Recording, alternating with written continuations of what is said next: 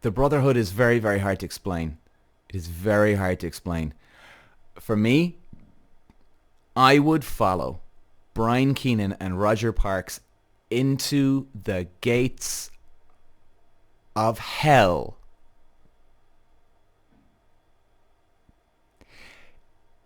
Into the gates of hell if they needed me to.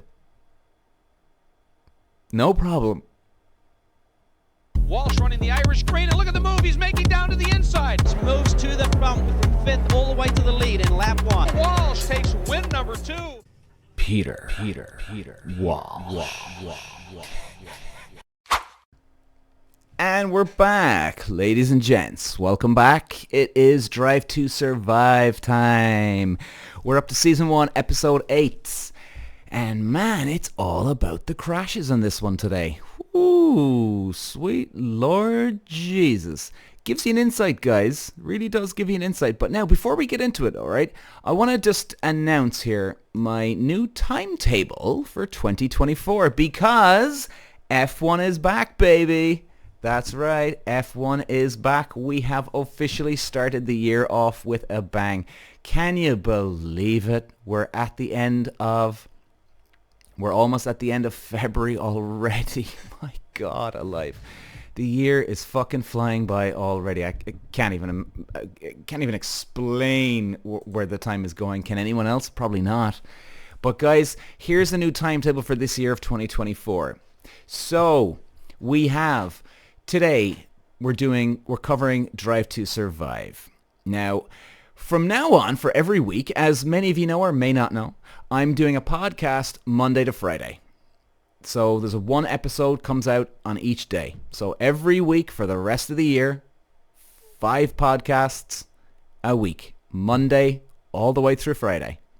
And what we're going to be doing from now on is we're going to be covering Formula 1 and anything to do with Formula 1 motor racing every Monday and every Friday. So the start of the season has begun now, and what we're going to cover is on a Monday, we're going to cover either Drive to Survive, we're going to keep going with this, or more importantly, obviously because the 2024 season has begun, so when there's a round of the season, we're going to cover on a Monday morning the race just gone. Right? So, in other words, guys, coming up this weekend, which is so exciting, we've got the first round of the Formula 1 Grand Prix. So, this Friday coming, we've got the preview of what to expect. We're going to look at the track, who's looking good. We're going to go through F1 news, etc. All of the whole lot, just like we did last year. And then on the Monday, next week, we're going to be covering the highlights of the weekend. So then, if there's another round coming up the week later or whichever, again, we'll be back on the Friday and then on the Monday again. If there's no race on a certain week, we're going to cover again. We're going to go back to Drive to Survive on the Monday. Even though there's no race for the week, we're going to cover Monday is Drive to Survive, and then on the Friday, we're going to go through F1 news. All right, so I just wanted to give you the timetable, guys. So from now on, for the rest of the season, 2024, every Monday and every Friday, we'll be covering Formula 1. Tuesday, Wednesday, and Thursday is obviously going to be covering the rest, the dating, health and wellness, I suppose you can call it, and any other just sort of general chit-chat we come up to. So just wanted to give you guys the heads up. So let's get into the episode. Now, this is it was a bit of an emotional one, I have to say, for me as well, because I can relate to a lot of what happened here. Now, at the start of this episode, we start off with a huge amount of crashes. Like, they go straight into the action here on this one. They're not fucking around. And what really struck me, Art, to really highlight for you guys, is that, yes, like I've said before, that Drive to Survive is 85% accurate. Now, they're saying that they're showing that the crashes and they're detailing, well, you mightn't walk out of it alive. This part is very, very accurate. It is true. The big difference between racing cars and, let's say, a tennis player or a football player is that a tennis player and a football player would have actually more injuries per se. They might break a leg, or they might strain a leg, or they might strain a hamstring. They might, little things like that, right? Or maybe they're not little, but you know what I mean. In other words, it wouldn't be certain death, right? They would definitely pick up a lot more smaller injuries than a racing driver would. Absolutely, no doubt about it. But the weird thing is, our lives are more at risk when you're in a car. Strange to say, isn't it? You'd have less injuries than a tennis player or a football player, but yet, if you have one, you could have a big one. So in a way, it's very extreme. It can be either all or nothing. And I've had a couple of close encounters myself, and I wasn't even in Formula One. This is even in the smaller levels. So I know, believe me, guys, that it can be very risky. But hey, you know what? No one's complaining here. You sign up for it. We love the danger. Have to admit, it's an adrenaline fucking rush, coming as close to death as you can. There is some buzz out of that. I really have to say, in a racing car. It's incredible. It really is. Now, I mean, even for instance, for me, I had a huge accident, when I say huge, a huge looking accident in a track called Snetterton in England. And this ties in with the episode today, guys, so just in case you're wondering where I'm going off with this. I remember it was in Formula Ford, and I was going around this corner called the bomb hole. Now, the bomb hole is a third gear corner, right-hander, and just as you get to the apex, which is the middle of the bend, the track dips down into like a hole. That's why it's called a bomb hole. You go dipping down, and I mean like a roller coaster, straight down. You get to the apex, into the middle of the corner, at the bottom of the corner. It's very cool. And you come out of it, then you start climbing back up out of the corner, and off you go. Now, it's a full speed corner. It's not a tricky corner, but it's a thrill. Coming out of the bomb hole, I come out anyway in third gear. I'm coming up into fourth. There's a long flat out right-hander coming through. I go through the flat out right-hander probably at about 150, maybe 140, 150. Coming out of this corner, you're braking hard into a second gear hairpin. Now, it's really tight. Now, it's almost as tight where you'd be using first gear, but not exactly, right? It would depend on your gearing, but second's enough. But it's slow enough. So I'm coming out of out of the bomb hole into the next right-hander, flat out. I go for the brakes. Nothing there. Shoe to the deck. Absolutely nothing. No brakes, gone. And I went, and I'll never forget it, because it was because that last corner, the next one, and that I'm trying to slow down for, the hairpin, right, the slow one, that's just before the main straight. And I'm trying to slow the car down, obviously, but I can't. Now, my only option here, and this is what a lot of Formula 1 drivers have to go through as well, my only option here is either to try and turn into the corner, which is absolutely pointless and a kamikaze fucking suicide job because you're going too fast, or go straight on into the grass, because coming out is the main straight.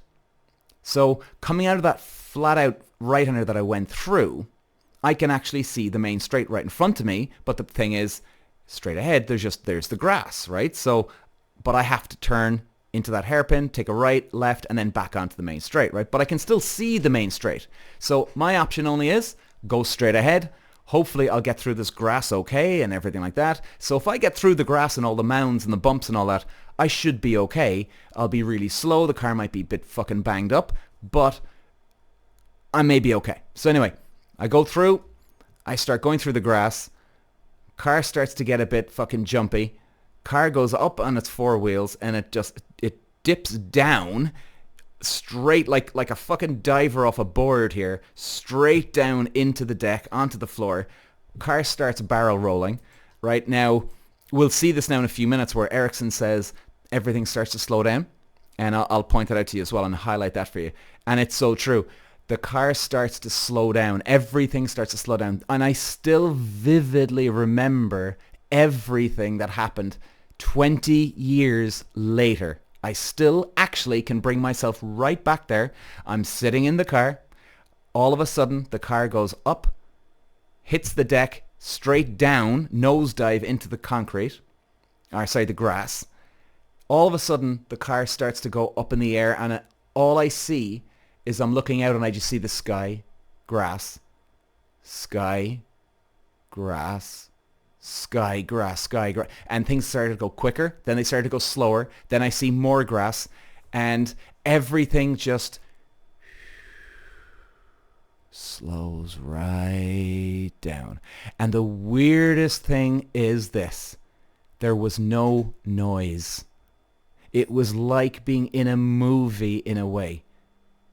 It was so fucking bizarre. I can't remember any noise, nothing. Just everything slow, slow, slow, slow. Don't know what the hell's going on. And it's almost like you feel drugged because you're not even going, oh shit, oh my God, what the fuck is happening? Oh Jesus Christ. You're not. There's nothing going through your head right now. You're just ground, sky, ground, sky. And all of a sudden, car stops. I'm upside down. The next thing I do remember, I was in the hospital bed at the track. And the only thing I do actually remember, I can't even remember getting out of the car, or if somebody actually got me out of the car, or to help me out of the car. I don't remember. Now, I was walking, thank God, touch wood for any drivers out there and myself in that one, and anyone else, if you ever get into a bad accident. But, what would I say? I was on the hospital bed, and all of a sudden my engineer comes in. Now, I still remember this, even though it was weird. I can remember this because I had concussion. I remember the guy. Now, his name is Roger, right? So I remember, and I recognized him. Now, he asked me, or the doctor said, hi, Peter, do you recognize this man? I went, yeah, kind of. And I went, who are you again? And I actually said that, and that's so weird about this concussion I had. I remember the moment in the hospital, but yet I didn't remember him. Very bizarre feeling. I don't know if guys, maybe you've had this type of thing before, if you've done any other sport or whatever it is. But so anyway, I remember his look going, oh Jesus. And he looked at hey, Doc, is he going to be all right? He goes, he's fine. He's got the concussion. I went, yeah, I have concussion, do I? Yeah. So very bizarre.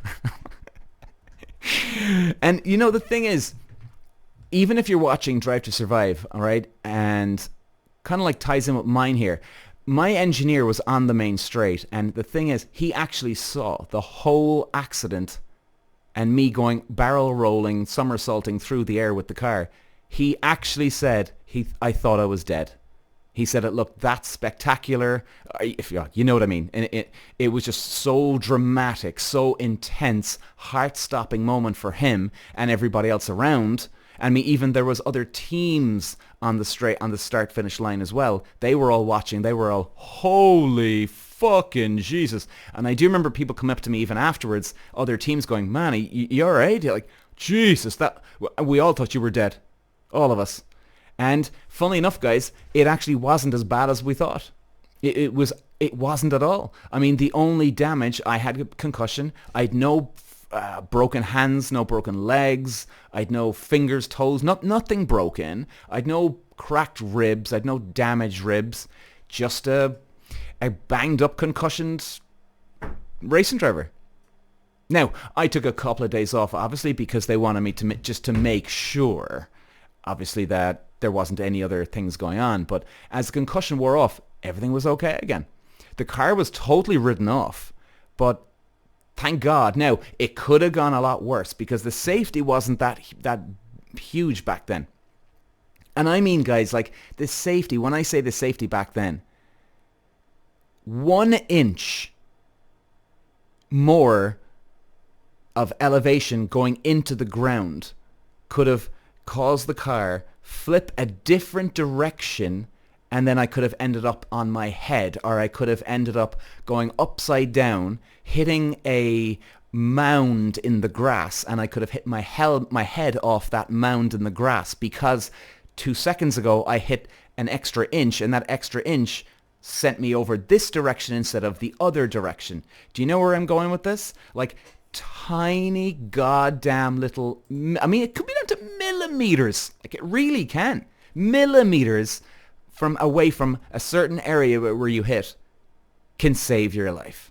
And you know what? I still, to this day, I'm praying the Lord, thank you God, and anyone else that's looking out for me here, because it can so easily go wrong, especially back in those days. Now, Formula 1 is dangerous, guys. Don't get me wrong. It's getting a lot safer as well. Don't get me wrong. And it's great to see that it is getting a lot safer for the drivers.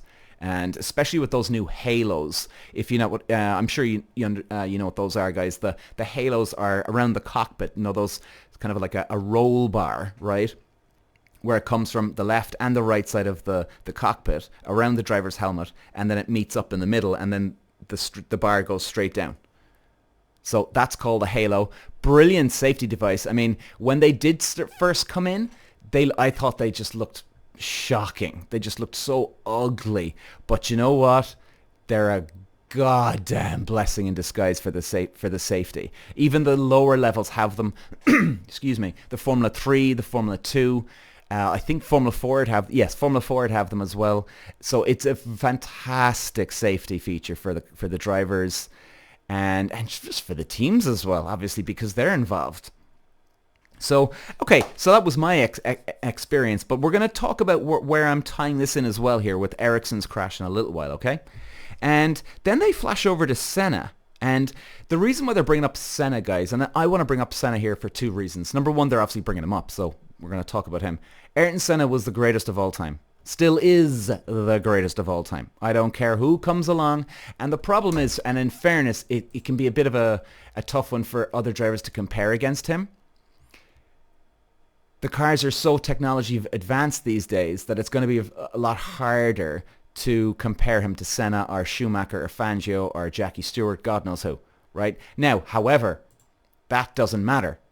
Senna was still the best anyway. I've done a podcast on him anyway. It was his attitude. It was the way he would get that extra little bit out of the cars. Anyway, that's another day. We'll talk about that. But he is, and still it will ever be, the greatest of all time. And the reasoning they're talking about Senna, I mean, Senna's influence in racing was so strong that when Senna died in San Marino, was it 94? I think it was 94. Sorry, brain fart now, guys. But when he died in San Marino, he died in the car. Many of you might not know that, okay? So look up Ayrton Senna on YouTube and you'll see a lot about him. So you'd have plenty of watching there if you want to check him out. And I would recommend you do. And since Senna's crash, everything changed. Everything safety-wise changed. They went back to the drawing board to check things. I mean, that just shows you how much influence the guy had, right? If you really, like, you'll see it now if you watch some documentaries on YouTube. The whole world of Formula 1 and motor racing fucking stopped when Senna died. Now, there was another guy, Roland Ratzenberger, died the same weekend Senna did. So there was 2 deaths at San Marino that same weekend. Now, I definitely think they would have advanced. Of course they would have, right? For any other drivers that would have died as well. I just think with Senna gone, it helped it a little bit more. And I'm not trying to take away anything from the FIA guys here, okay? The governing body. I'm not saying, oh, so now that they lost a really precious guy, now they're doing it. I am not saying that at all, okay? I'm not at all. Because I think the FIA are legit. They're extremely professional. They're very good. And but it was just the fact that they had 2 deaths at one weekend. And then, you know, having Senna, the number one of all time, such a influencer, demanding, committed man, I think it just put the cherry on top that, fucking hell, guys, we need to do something here. Excuse me, guys, bit of cough here. And then we flash over to, on Netflix, we see Jules Bianchi. Bad crash. God love the guy. If anybody doesn't know, he was in Formula 1 for a little while. He was looking to be developed by Ferrari. He was looking like he was going to be Ferrari's driver at one point. And there was a crash in Suzuka in Japan. Now, you may see this on YouTube. I wouldn't recommend really watching it because it doesn't show blood and guts now, guys, all right? We're not going this far in terms of graphics, but there was a crash in Suzuka, pissing rain, so less control with the car. There's a crash on the track. There's a crash with a car. The tractor comes out, okay? They have a safety car tractor, in other words, pull that car out of a debris or chicane or whatever it's stuck in. Tractor's on the side of the road, or the side of the track. Bianchi loses control and goes pretty much underneath the tractor. I mean, I saw it on YouTube one time before. In fact, I even think they might have even deleted it, guys, because you can imagine what kind of incident this is for the driver. You know, it was horrendous. And God love the guy. I hope you rest in peace, sir, because that was no way to go. No way to go. So then we flash over to Alfa Romeo team. Then we see Zender now. He's part of the Alfa Romeo team, one of the big guys. And then Vassar. Now this is obviously before Vassar gets to Ferrari, guys, as we know. So Vassar, he's the team boss of Alfa Romeo as we speak at the moment. Sorry, guys. I'm so sorry. Excuse me. Jeepers. Where's this cough coming from? So then we see, like, this is a really interesting part of Netflix, guys, to really explain how important money is to the teams to keep going, keep the lights on, pay the wages, pay the bills. Because Alfa Romeo even mention in this episode, and I'm delighted that they did, because they even have a wind tunnel at their factory. And a wind tunnel is huge part of a team, guys. It's an huge key factor for the aerodynamicists, the engineers, the mechanics, everybody, because the wind tunnel allows you to set up a lot of your car or any developments you have. Like, it's kind of like, maybe this is a good description, but it's kind of like Apple iPhone, right? If they're developing an iPhone, they need to test the fucking iPhone before it goes on the market. Right? So iPhone would have a test platform, let's say. Now, I kind of have an idea of this from my development company here. But they'd have somewhere to test these things, right? But like, now, I don't know all the ins and outs of it, of course, but they'd obviously have somewhere where they test the phone itself, the hardware, they test the software. Now, and that's before it goes out onto the market. Now, Alfa Romeo, without having a wind tunnel, that is like Apple having an iPhone, building it, turning it on, yeah, okay guys, it looks good, and then just sending it out. That's it. No testing, no, okay, maybe we can make it faster. Is the processing speed slow? Is it fast? Is it good? Is it... No, just straight onto the market, see what happens. I mean, so brutal way to run your team. Horrific way to run your team. That's probably the best way I could explain it to you guys. Now, of course, look, you'd have your aerodynamicist and mechanic and engineers. They'll have an idea of where the car is going to be, but you still have no idea until you get it out testing. So having no wind tunnel, that is just fucking suicide. And guys, you know something? Even though they're at the back of the grid in season 1 here, they've done a really, really good job for having no wind tunnel. They really have, because you can't test it. Where are you going? Where are you going without a bell on your bike? Do you know what I mean? And then we flash over to Kimi Räikkönen. He's on the way out. And again, he's in Ferrari at the moment, guys. And again, here's a little bit of the old politics here, right? Kimi Räikkönen, he's one of the best out there at the time. He won a world championship with Ferrari. And now there's talks that he's leaving. And there's talks now that Charles Leclerc, who's his first year in Formula 1, could be replacing a world champion. Are you fucking shitting me? Like, guys, if you actually stop and think about that for a second, you're going to have a novice guy. And by the way, I'm a Charles Leclerc fan. So don't get me wrong, I'm not having a go or a roast of Charles Leclerc, because I love the guy. But I'm just saying, in terms of the politics of motor racing, guys, this is how bad it can be. Why on earth, in your right mind, would you get rid of a world champion in Ferrari that's has won for you multiple races. He's won the world championships for you. And now you're going to get rid of him and bring in a novice? A new guy who's only had 1 year in Formula One? You'd be looking at them, what the fuck is wrong with you? You know what I mean? Crazy shit, guys. Crazy. You know, but hey, like I said, guys, that's the politics of Formula One. And I love Charles Leclerc, so, you know, but I just wanted to point that out to you. So then, you see, we have a flash over to Bianchi and his crash. All right, so they don't show it, but they show just what happens before the crash. And then you see he's at the funeral. Charles Leclerc was very close to him. And you see a lot of the drivers fucked up over it. Fucked up. And believe me, I know what that's like, guys. There's a brotherhood in motor racing. There really is. Brian Keenan, Roger Parks, if you ever listen to the podcast, they probably don't, my old engineers. But if they do, guys, I love you boys, and you're my brothers. You know, guys, I know what it's like when Charles Leclerc, he's so close to Bianchi, even though he's another driver. There's a brotherhood between them. And the brotherhood is very, very hard to explain. It is very hard to explain. For me, I would follow Brian Keenan and Roger Parks into the gates of hell.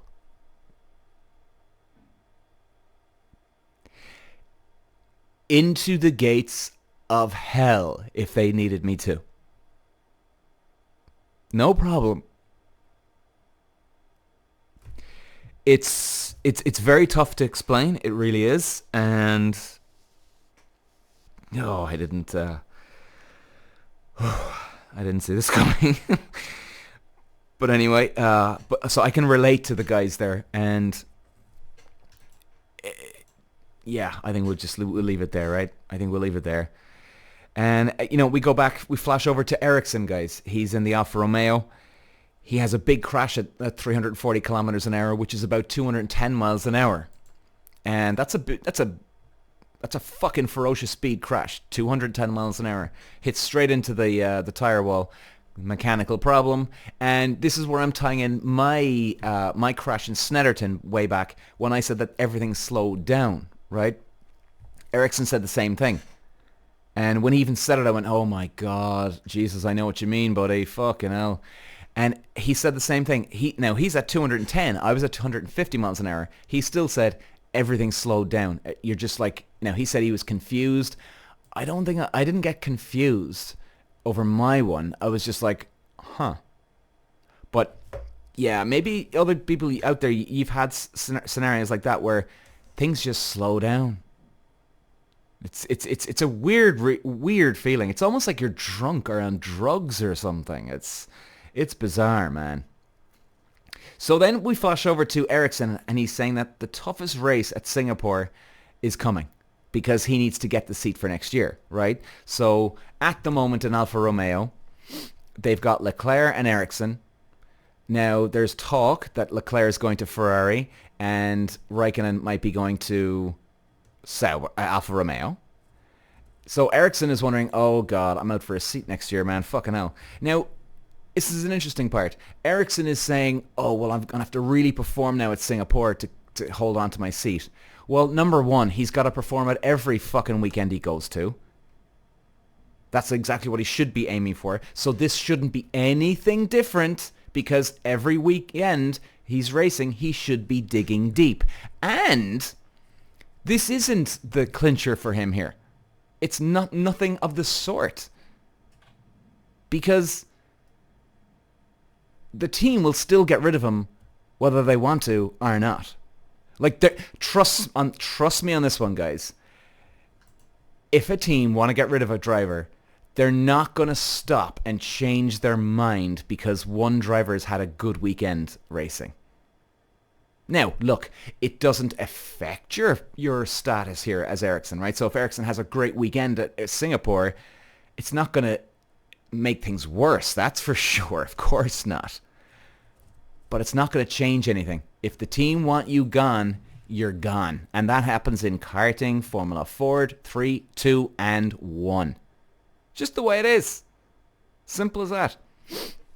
So we're gone now and we're looking at flashback to Singapore. Now, this is actually, I like to bring up this one too, guys. We see Pierre Gasly. He takes an ice bath, right? Because Singapore is close to the equator. It's very hot. And a lot of the drivers say that Singapore is the toughest race because it's a very long one. It's a street circuit. So you get that tunnel vision, which I can relate to that one, that it can be tough. And it can zap your concentration, but mainly the humidity there just wipes you out. The drivers are getting headaches. They're dehydrated to fuck. So it's a very tough place to go. And let's see, what else do we have? I mean, then we go to, let's see, the ice bath. So Gasly's in the ice bath here. And guys, there's a lot of health benefits from ice baths. Now, I actually must do one. And in fact, there's no way I'm not going to do a podcast episode on an ice bath if I've never taken an ice bath. Because first of all, guys, I don't want to bullshit ye, okay? I'll do it. Like I did a 36-hour fast there last week, and I've done a podcast on it. But I did the actual fast. So check that out maybe as well if you want, if you're interested in doing a fast. The 36 was amazing. I thought it was unreal, and I'll be doing another one very, very soon. So I'll definitely do an ice bath, and then I might do if I do an ice bath, I'll do an actual episode on it. But I have heard, guys, and you should check it out maybe yourselves, ice baths, they're meant to be very good. They reactivate, they freshen out your skin. They obviously wake up your nervous system. They activate the healthy cells in your body. They activate the adrenaline, the fight and flight mode. So your body's in defense, but attack mode. So apparently it's very, very good. And then at the end of the episode, guys, what do we see? Charles Leclerc going to Ferrari. Now, guys, I'm telling you now, one very, very lucky boy to be getting that seat. Now, look, I love Charles Leclerc, and I was happy to see him there. But at the same time, I was like, jeez, man, I mean, that's just serious blind luck. I think he's got a very good manager behind him. I definitely think as well, and, you know, and believe me, I'm not being an asshole when I say this, with his friend, colleague, Jules Bianchi passing away, I think Jules Bianchi was going to go to Ferrari, and that certainly did help then, I think, you know, going there. But hey, do you know what? I think it's a great thing for him, and I think you know what, and I actually love this because I love that if Jules is looking down on Charles, he sees him at Ferrari, and he'd be nothing but happy for him. He'd be delighted for him. It's almost making me emotional saying it, you know. So it honestly, I thought it was a lovely thing for Charles Leclerc to go to Ferrari for that. I mean, fuck, if I was Ferrari and I wasn't sure about bringing on a novice, a guy who's only been in Formula 1 a year, I probably would have done the same thing. It was a wonder. I thought it was a wonderful. Geez, you know, they even gave him a long contract, but even if they gave him just a 1-year contract, I still would have given the guy the seat. Definitely. Because Charles Leclerc is awesome too. He's awesome. So anyway, guys, that's it for today. And by the way, apologies for my coughing. I just got this dry cough out of nowhere. Of course, typical now when I actually stop the podcast, it'll probably be gone. You know, of course it will be. But guys, we'll be back. So like I said, this is Drive to Survive. We'll definitely be back with all the episodes. And just a few things, guys. Drive to Survive is out. I didn't actually mention it yet, but the new season 6, is out as we speak. Now, why am I not covering Drive to Survive? Well, I'm starting from season 1 all the way through, and I'm going to take my time. There's no rush to it at all. And guys, at least it gives you guys some chance to catch up anyway. Or even if you want to re-watch Drive to Survive. I mean, I kind of find it funny because this is my 3rd time now re-watching Drive to Survive, because what I'm doing is I'm watching an episode of Drive to Survive, and on the very same day, I'm writing notes as I watch, and then I'm recording the podcast because it's fresher in my mind then as well. So I prefer to do it when it's fresh. So we're going to go through every episode all the way up, and we'll cover all of them all this year. So guys, like I said, every Monday and every Friday from now on for the rest of the 2024 year and season, it's going to be Monday and Fridays, Formula One. Tuesday, Wednesday, Thursdays is going to be everything else. As in Tuesday, Wednesday, Thursday is going to be the dating, health benefits like vitamins and detox things like this, and every other stuff that we talk about. All that's going to be on every Tuesday, Wednesday, and Thursday. But every Monday and Friday is number one priority, the Formula One season. And if not, we'll be doing more episodes of Drive to Survive. So guys, definitely check out the Drive to Survive. And and the last thing I forgot, totally forgot before we go. Obviously, we've just seen the first weekend of pre-season testing. Now, this wasn't a big thing on my mind at all because, to mention even at the start, guys, because the pre-season testing is important. It's actually, I'm going to rephrase that. It is crucial for the teams and drivers to set the car up, get the balance. Now, when we're looking at it, it can be very boring. So that's why I didn't really cover it. And no matter who is going well in the testing, you still have no idea what's about to happen until the actual qualifying at round 1 and qualifying 3. That's when we'll know who's going where, who's doing what, because you have no idea, guys. I mean, really, we can get an idea. We can get a bit of an idea, maybe, let's say. We can get a bit of an idea of who's looking good. But there can be some teams out there that are holding back a little bit. So just keep that in mind. So that's why I don't pay much attention to the preseason testing in terms of getting the word out to you guys. But definitely Alonso, Verstappen, Leclerc, they're looking okay at the moment. But again, I wouldn't pay much attention to that. But check it out, guys, if you haven't seen the results of that yet. Check it out on YouTube or Google, and they'll let you know. And we will be back this Friday. And it's all kicking off, boys and girls. Oh my God. Here we go. This Friday, the preview. Round 1 of the Formula 1 2024 season, Bahrain Grand Prix. Speak to you then, guys. Walsh running the Irish green, and look at the move he's making down to the inside. Moves to the front with the 5th all the way to the lead in lap 1. Walsh takes win number 2. Peter. Walsh.